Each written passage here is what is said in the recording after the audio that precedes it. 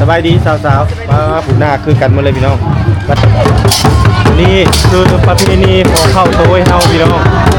เฮ็ดประมาณ10 ป่ายของครอบครัวหรือว่าตระกูลหนึ่งของพระเจ้าแล้วสองสาวใส่ผู้หนึ่งเด้ไปก่อนหรือบ่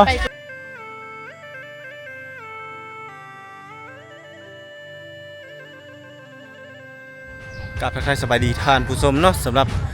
คลิปวิดีโอนี้บรรทุกได้เดินทางมาที่งานบุญละปืบที่บ้านตุ้มลีเมืองตะโอยแขวงสารวันอีกครั้งหนึ่งเนาะเพราะว่ามื้อนี้เป็นมื้อที่3หรือว่ามื้อสุดท้ายเป็นมื้อส่งสการ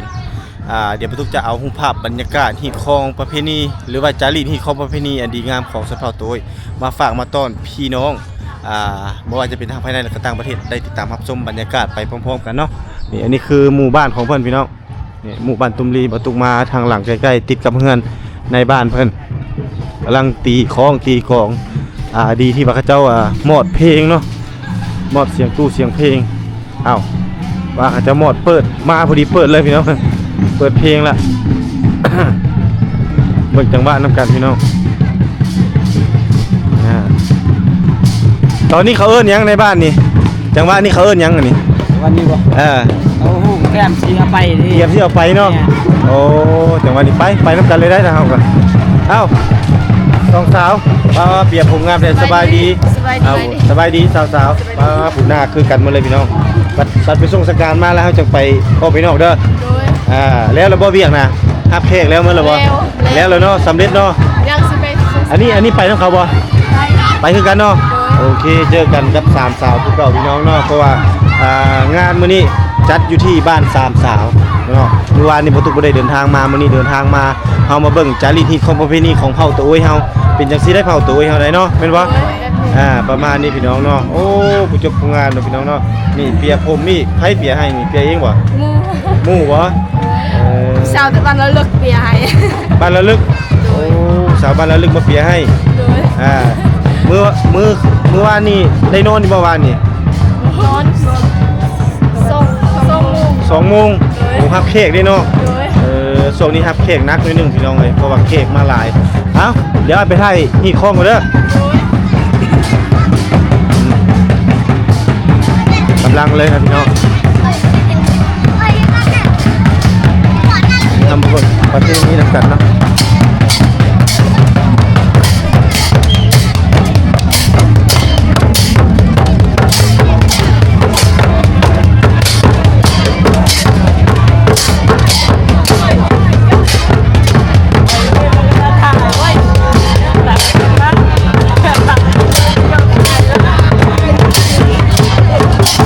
นี่คือประเพณีของเข้าโต้ยเฮาพี่น้องก่อนที่จะเอาลงครบ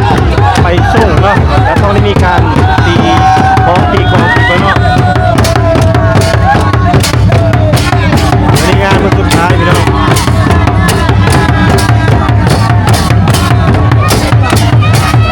แล้วแม่ไปค้อนกับเจ้าหน่อย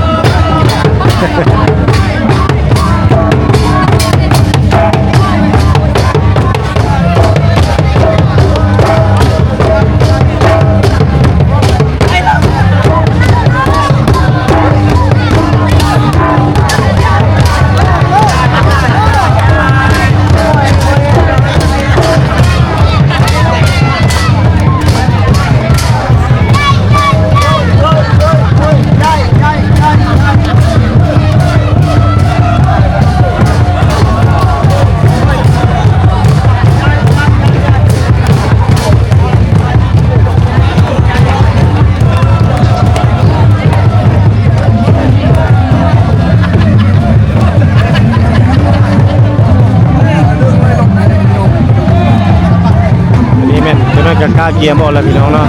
อันนี้เป็นความเชื่อถือของชนเผ่าที่นับถือกันมาแต่ปู่ย่าตายายจนฮอดบรรพบุรุษพี่น้อง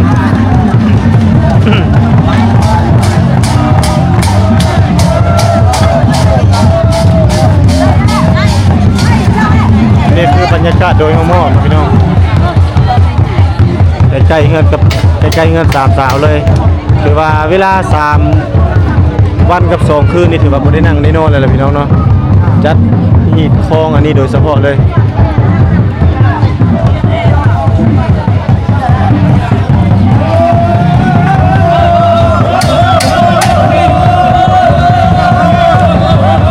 นี่ก็กำลังโคนกำลังมาเพื่อจะเอาไปแล้ววันนี้เนาะเยี่ยมไปส่งทางการ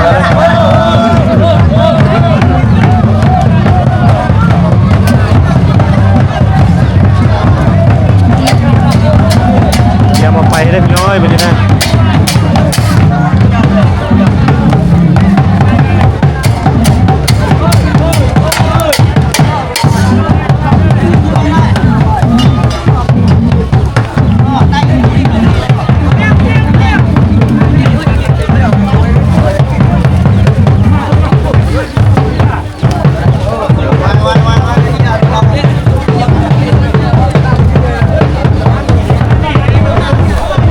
นี่แสดงถึงความสามัคคีของคนภายในบ้านเราที่ช่วยเหลือกันเนาะเป็นกิจกรรมนี้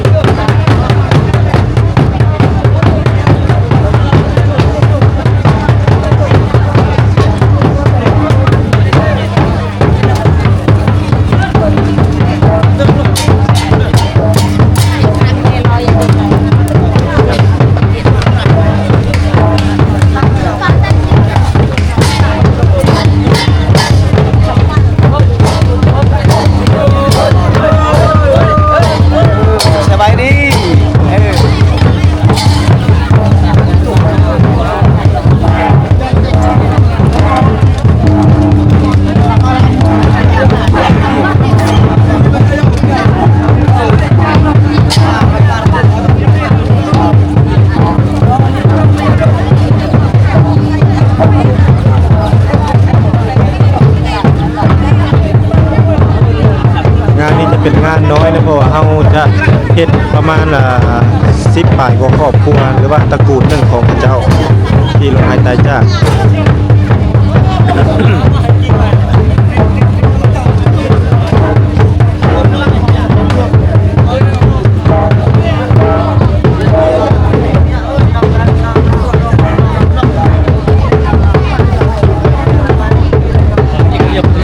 ที่จะเอาไปก็ต้องมีการช่วยล้างหรือว่ากดน้ำในอย่างต่างๆให้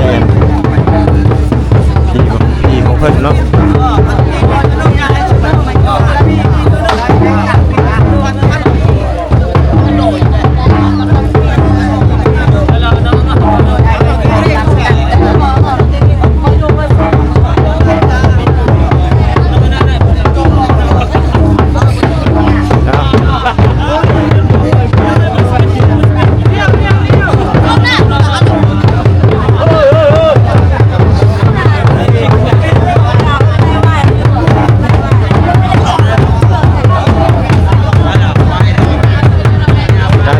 ประหารเด็กจะเป็นต้องมีตีตลอดนะพี่น้อง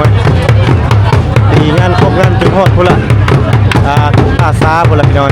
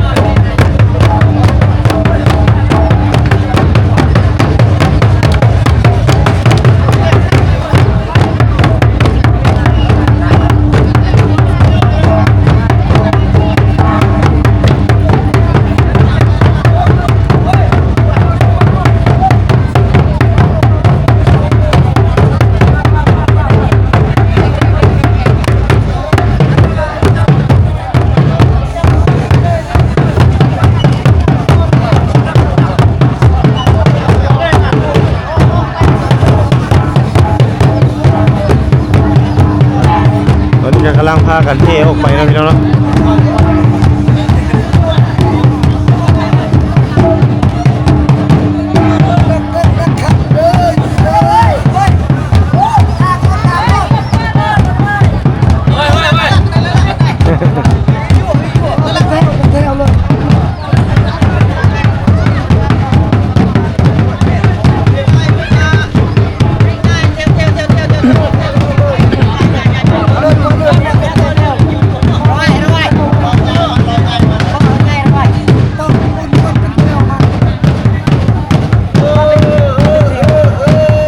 นี่ก็ถือว่าเป็นมื้อสุดท้ายที่เขาจะลากเกียร์มาเอาซกไปป่าช้าเนาะพี่น้องเนาะเพราะว่าไปฟัง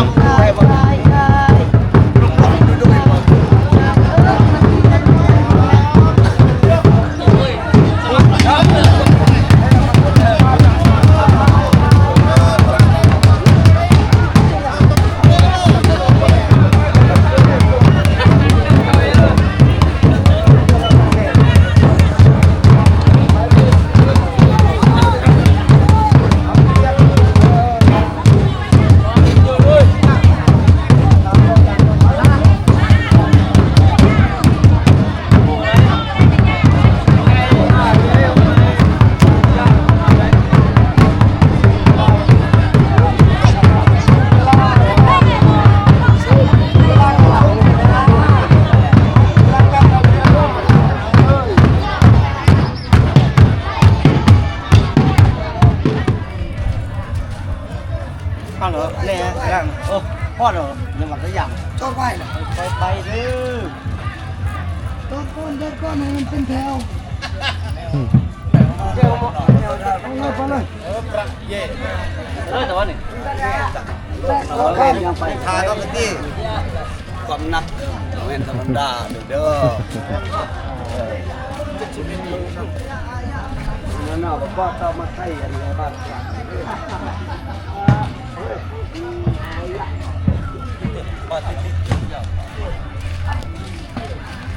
ได้เราคนเราไม่ปัดเลยอยู่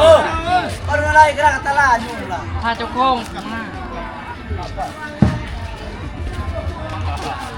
หน้ากับเจ้าของยังตำลังเจ้าของยังแสดงมากเปิดไว้ท่ากันอยู่เนาะพี่น้องเนาะ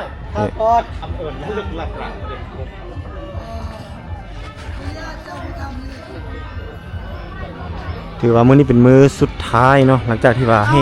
เอาเข้ามาในค่ำคืนมื้อธมิตรมื้อนี้เป็นค่ำคืนของวันที่3หรือว่ามื้อที่3ก็เป็นมื้อสุดท้ายที่จะได้ให้เอาพี่พ่อพี่แม่พี่บรรพบุรุษของเขาเจ้านี่ออกไปบ้านเก่าหรือว่ากลับบ้านเก่าเพื่อจะไปฝังก็ถือว่าเป็นอันเสร็จสิ้นพิธีเนาะ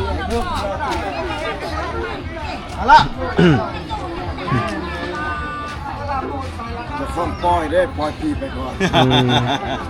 เจ้าของคุณบ่นั่นบ่คนปล่อยไปบ่ได้โอ้น้ำหน้าพาทางได้เพิ่นให้เพิ่นน้ำหน้าพาทางเนาะปล่อยพีไปก่อนจะพาดเด้อ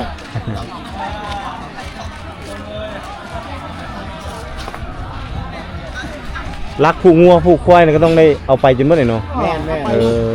เอาไปให้กับเจ้าเลี้ยงว่าซั่นซะเอาไปให้หมดเลยได้พี่น้องนะ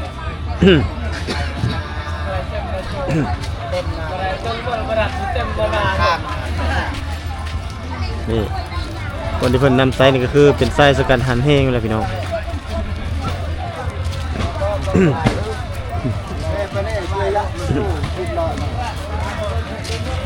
นี่มานี่มันเบิ่งมาพี่ก่อนมื้อนี้แหละมื้อนี้ก็สิได้ออกโทรทัศน์โอนมันเบิ่นภาพเด้ด้วยถ่ายช่องต่างประเทศพุ่นได้บ่ธรรมดาอันนี้กันนั่นว่าไปชงจักการเด้อมื้อนี้แหละมันมื้อไปชงจักการเพราะว่าครบแต่ว่าครบงานเลยแม่น2 มื้อ 2 คืนแล้วมื้อนี้เป็นมื้อสุดท้ายมื้อไปส่งสการพี่น้องพร้อมเพียงเฮียงหน้าเป็นงานที่ว่าใหญ่เลยนี่นะไปป่าเลยเด้อไปป่าเลยเด้อใส่ป่าเลย นี่เครื่องของที่ว่าเขาจะเอามาให้เนาะโดยเดี๋ยวจัดให้เพิ่นแล้วคิดเสียข้าวก็ลองคิดก็ลองโอ้ยติ๊กต็อก เดี๋ยวพี่น้อง สบายดี เครื่องของต่างๆต้องได้เอาไปให้เมิดเลยเนาะนั่นเป็นลักหัวนี่ต่างๆอันนี้ขั้นสุดท้ายเลยแม่น มือสุดท้ายนี่ไปส่งสการ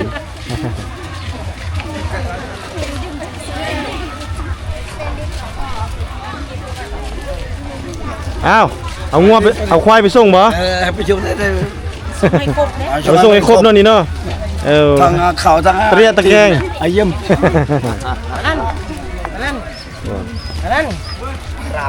ครบสุดเลยพี่น้อง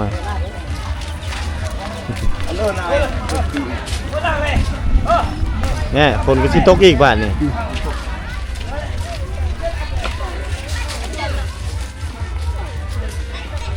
อ้าวยังมาเรื่อยๆพี่น้องเอ้ย ธรรมดาไม่แต่เคยแบกนี่ให้ผู้เฒ่าแบกกัน นั่นเนาะ โอ้ธรรมดาไม่แต่เคยเลยครับใส่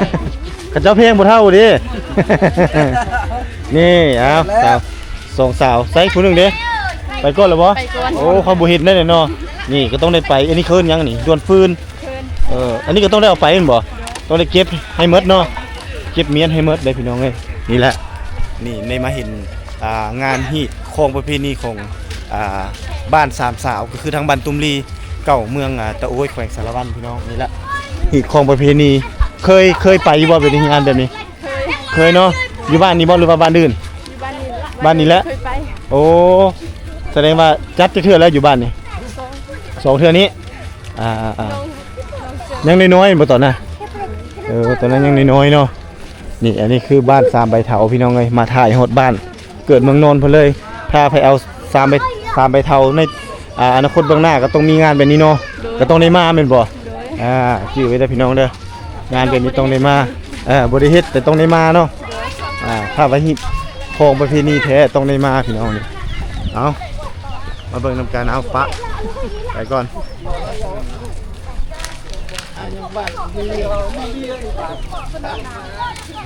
ไปด้วยความเงียบสงบพี่น้องบ่มีเสียงตู้เสียงเทปก็คักไปอีกแบบนึงได้นี่ได้ก็ม่วนได้แบบนี้เนาะ กะที่นี่เขา เข้าตัวเนาะบ้านตุ้มลีเก่าเนาะคนโอ้คักอะไรผู้สิเบกรักผู้สิเอาไก่น้อยไปก็มีนี่มีไก่น้อยอันนี้ให้กระเจ้าไปเลี้ยงแม่นบ่โอ้ให้พี่บรรพบุรุษไปเลี้ยงนี่ครับพ่ออยู่ป่าเลยนี่เนาะสัตว์ที่ว่าเฮาฆ่าให้เพิ่นนั่นก็คือเขางัวเขาควายเนี่ยก็ต้องได้เอาไปพี่น้องเอ้ยนี่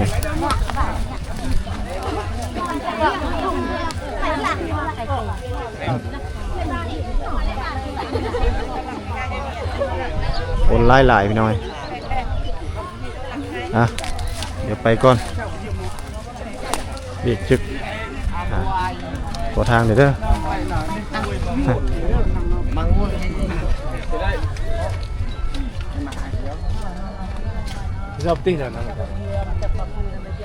อันนี้เป็นผีตายโหงพี่น้องอันนี้เนาะ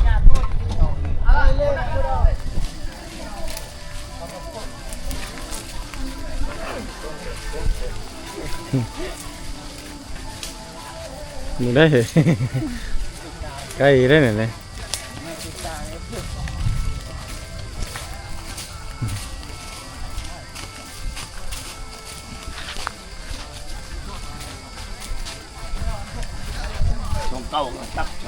ตอนแรกเพิ่งได้บ่สองเก้าบ่ ยังบ่ทันได้ต้องได้ตัดโตต้องได้จัง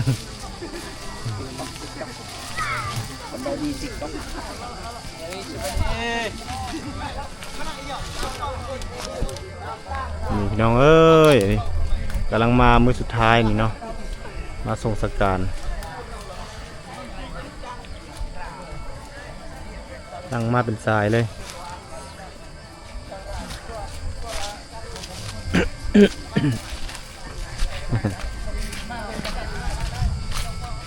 กระสอบนี่กระสอบ เครื่องของเนาะต้องเอาไปให้หมดเลยนะพี่น้องเนี่ยให้ก็ต้องได้เอาไป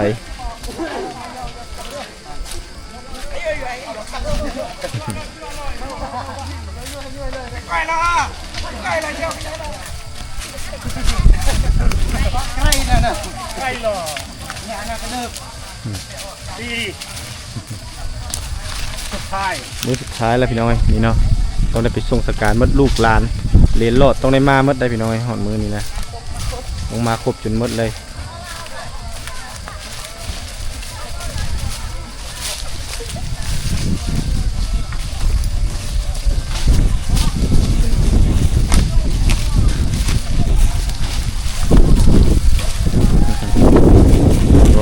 เบรกกระสอบท่านี่เนาะ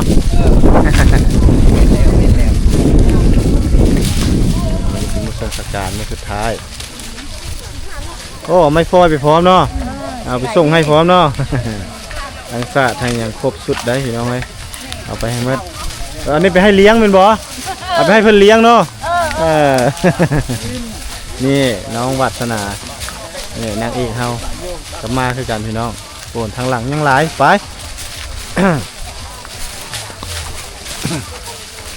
มื้อนี้ถือว่าเป็นมื้อสุดท้ายเสร็จสิ้นพิธีโอ้ฝนก็คือสิตกเนาะคือเพิ่มอยู่คนนี่กะ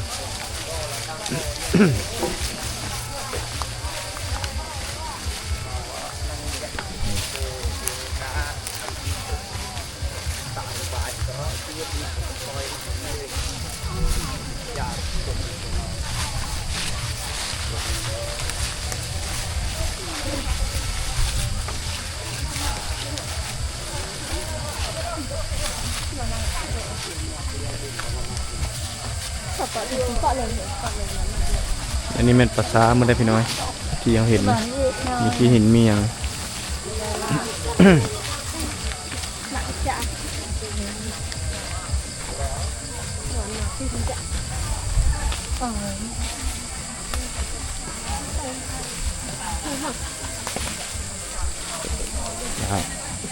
มาหดจุดหมายปลายทางเลยพี่น้อง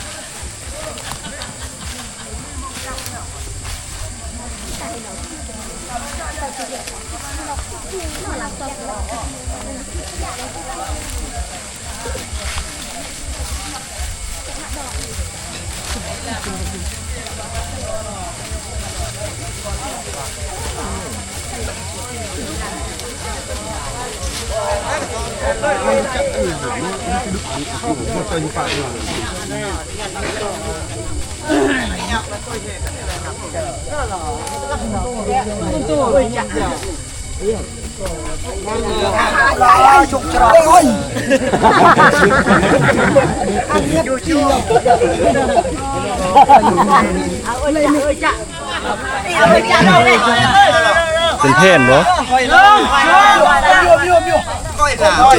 โยนเนี่ยลอยเขาก็รกเนี่ยลอย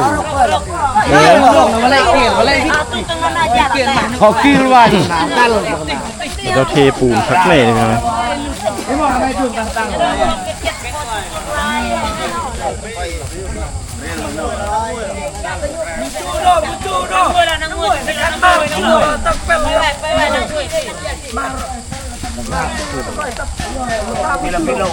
Pakai hiprang. Yok muncul. Orang muda nak